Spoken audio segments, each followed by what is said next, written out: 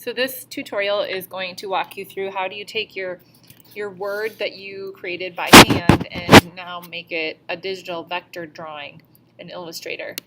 So what you're going to do is place the image. So now at this point you've really refined the drawing with some Sharpie or a fine point marker, and you've taken a picture of it with your phone and gotten it to your computer somehow, whether it's a Google Drive or you emailed it to yourself.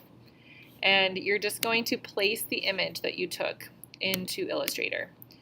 Okay, so the assignment was to create a word using one of the font categories. And so this one is probably a script, but may also fit more into the decorative, I think. So let's say this is my word. You select the image, and then from up here on the drop down, next to image trace here, there's some options or presets.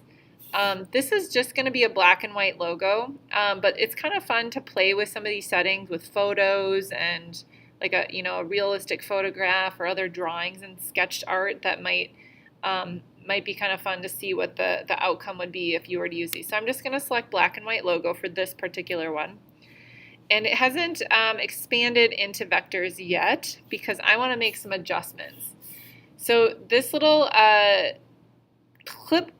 clipboard, I guess you could call it, you're going to click on that, and it brings up a little palette where you can make some additional adjustments. So you can make adjustments to color, and if you have the little preview button checked, it will apply those changes as you select them.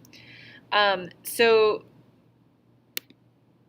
you can play around with those, and then right here you can see that as I clicked buttons, it's not doing a whole lot because there's not much to change there. But let's say I wanted to, I'm going to put it back to black and white logo. I wanted to change the threshold, which is basically like detail.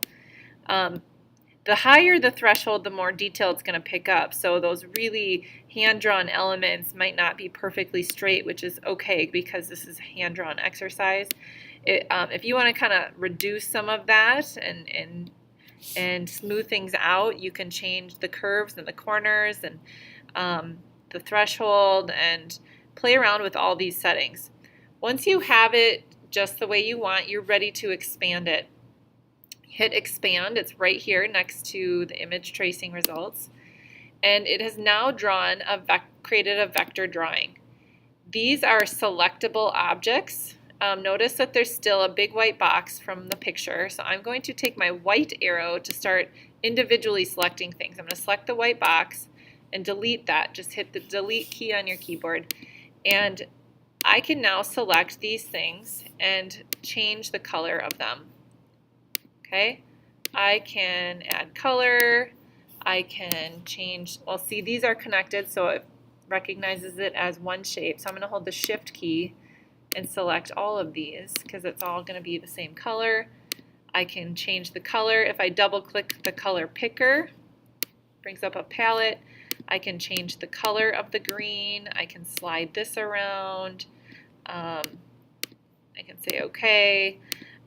So you just start editing the word that you created, and then once you're done with that, you're going to save it, and when you're happy with it, you'll save it. Save as PDF. Make sure your name is part of it, so let's just say Rachel Paulson _hand lettering. Save the PDF, and then that is the PDF that you will save to submit to Canvas. So save PDF, okay? That's the file you'll submit and turn in.